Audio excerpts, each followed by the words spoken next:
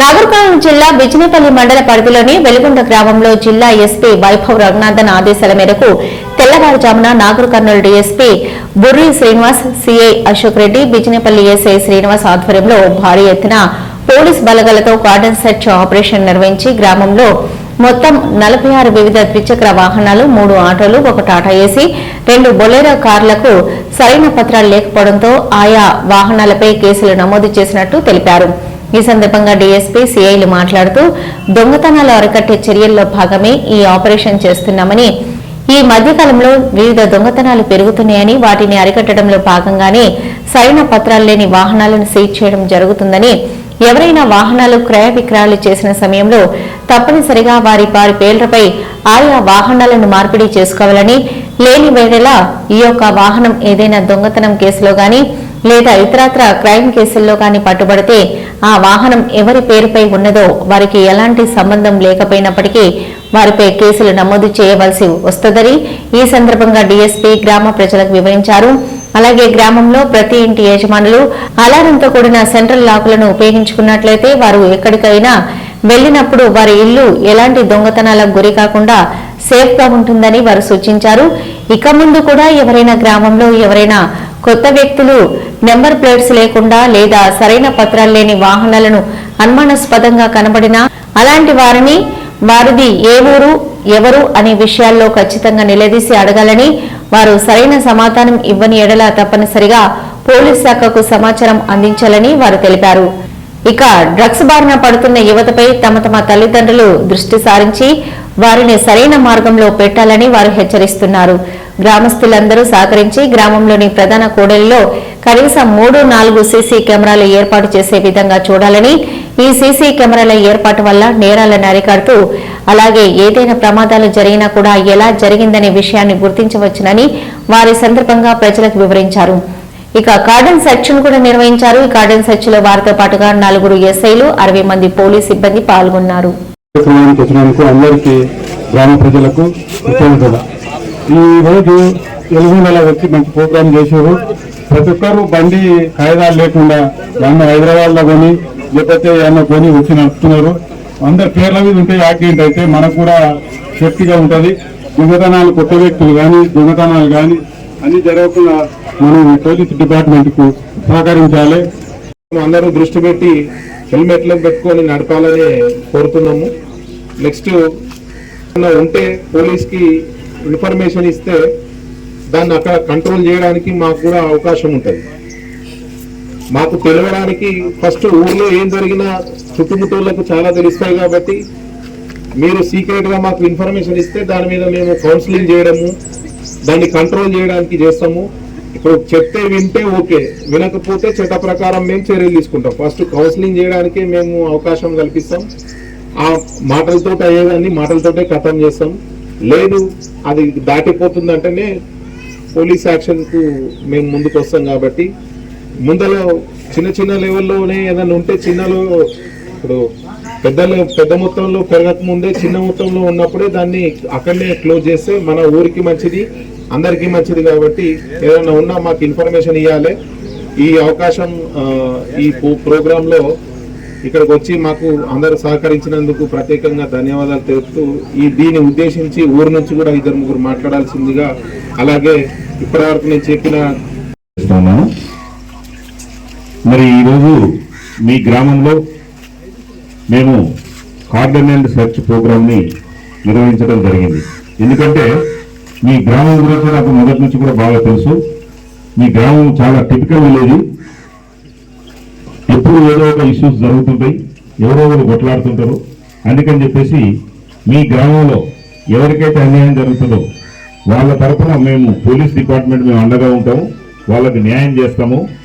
ఎవరు కూడా భయపడాల్సినటువంటి అవసరం లేదు అన్యాయానికి గురి అయినటువంటి వాళ్ళు అని చెప్పేసి మీ అందరికీ కూడా భరోసా ఇవ్వాలనేటటువంటి ఒక ఉద్దేశంతో ఈరోజు మరి ఇక్కడ ఈ కార్యక్రమం నిర్వహించడం జరుగుతుంది.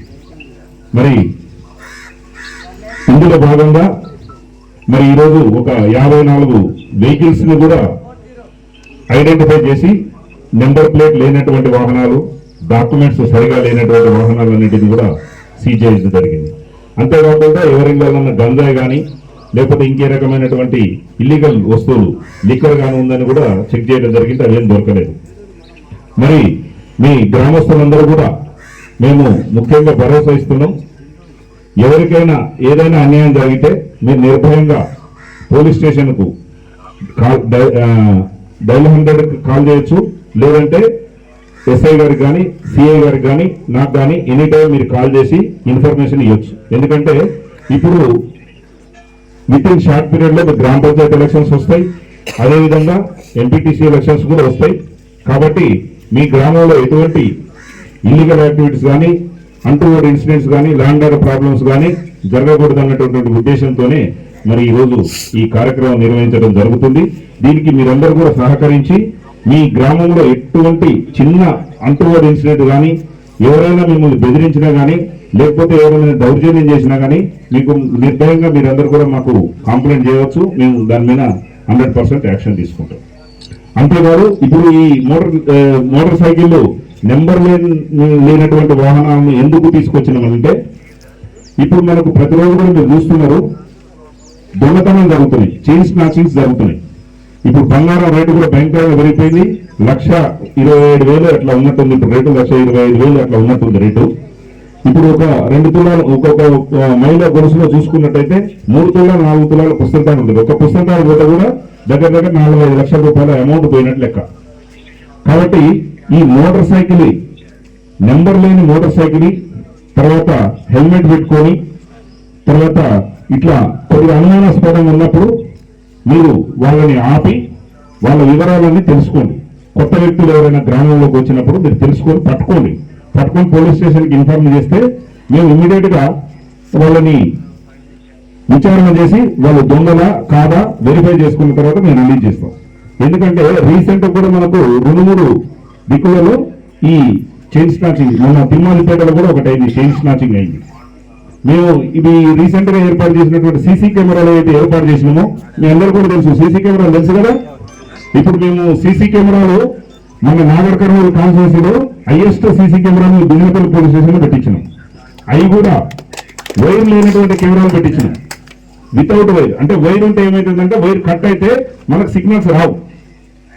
కానీ మేము మీ పబ్లిక్ మీ ప్రజల యొక్క సహాయ సహకారాలతో మన వడ్డమానికి చెందినటువంటి రామచంద్రారెడ్డి ఎన్ఆర్ఐ గారు పాపం ఆయన దయాదాక్షిణ్యాలతో ఆయన పాపం ఒక 5 లక్షలు 6 లక్షల రూపాయలు మనకు పోలీస్ స్టేషన్ కు డొనేషన్ చేస్తే దానికి సంబంధించినటువంటి ఒక టవర్ ఒక 3 లక్షలు తర్వాత కెమెరాలన్నీ కలిపి ఒక అద్భుతంగా ఇప్పుడు మన నాగర్ కర్నూలు కాన్స్టిట్యున్సీలో బిజినపల్లి పోలీస్ స్టేషన్ లో పనిచేసినట్టు సీసీ కెమెరాలు ఎక్కడ కూడా పనిచేస్తారు. అంత అద్భుతంగా మనము ఈరోజు మన బిజినపల్లి పోలీస్ స్టేషన్ లో మన సిఐ గారు ఎస్ఐ గారు అదేవిధంగా స్టాఫ్ తర్వాత మీ యొక్క పబ్లిక్ యొక్క సహాయ సహకారాలతో సీసీ కెమెరాలు ఏర్పాటు చేసుకోవడం జరిగింది. మరి ఈ సీసీ కెమెరాలు ఏర్పాటు చేసిన తర్వాత మనకు మీ బిజినపల్లి అయినటువంటి గ్రేవ్ కేసులో ఒక 5-6 కేసులు డిటెక్ట్ చేసినాం ఆ సీసీ కెమెరాల ద్వారా దొంగలను ఐడెంటిఫై చేసి. అంతేకాకుండా తిమ్మాజిపేటలో అయినటువంటి అఫెన్స్లు కూడా సీసీ కెమెరా ద్వారా ఐడెంటిఫై చేసి మరి వాళ్ళని పట్టుకోవడం జరిగింది.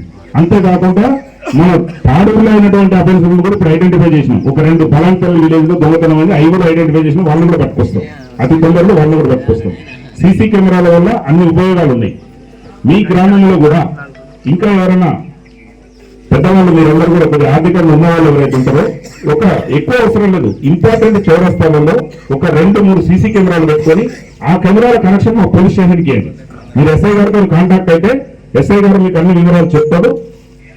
ఎక్కువ అవసరం లేదు, మీరు ఒక ఊరి నిండా కెమెరాలు పెట్టమని నేను చెప్తాను. ఇంపార్టెంట్ జంక్షన్స్ ఎక్కడైతే ఉంటాయో అక్కడ 2-3 కెమెరాలు పెట్టుకొని పోలీస్ స్టేషన్ కాంటాక్ట్. ఎందుకంటే ఈ ఒక టవర్ వేయించినాం ఇక్కడ దగ్గర ఒక 4 లక్షల రూపాయలు పెట్టి ఒక టవర్ వేయించినాం. ఆ టవర్కి ఏంటంటే ఒక 400 కెమెరాల వరకు అది రిసీవ్ చేసుకుంటుంది. కాబట్టి ప్రతి గ్రామంలో కూడా ఏర్పాటు చేయాలి. ప్రతి గ్రామంలో కూడా 2-3 కెమెరాలు ఏర్పాటు చేసుకొని మాకు పోలీస్ స్టేషన్ కనెక్ట్ ఇస్తే విలేజ్ లో ఏం జరుగుతుందనే తెలుస్తుంది. ఇటువంటి దొంగతనాలు కానీ ఏదైనా గొడవలు కానీ లేదన్నా మర్డర్లు కానీ ఇటువంటి జరిగినప్పుడు ఏమవుతుందంటే అమాయకులు ఎవరైనా సరే ఈ నేరాలలో బలి కాకుండా ఎవరైతే తప్పు చేసిందో వాళ్ళనే మేము శిక్షించడానికి అవకాశం ఉంటుంది. ఎందుకంటే క్లియర్ గా ఇప్పుడు ఒక మనిషి అబద్ధం చెప్పవచ్చు. ఇప్పుడు మనసులో ఉన్నాం మనకు ఈయన రెడ్డి చుట్టం అని చెప్పేసి నేను అబద్ధం చెప్పవచ్చు. కానీ సీసీ కెమెరా చుట్టము బంధుత్వము ఇవన్నీ ఏముండవు కదా. ఏం జరిగిందో అదే క్లియర్ గా చూపిస్తుంది మనకు, అంతేనా? వేరే అయితే చూపించదు కదా సీసీ కెమెరా. 24 గంటలు చూస్తుంది. మనసులో అయితే మనం ఒకసారి చూడగలగటం, ఒకసారి చూడలేదు.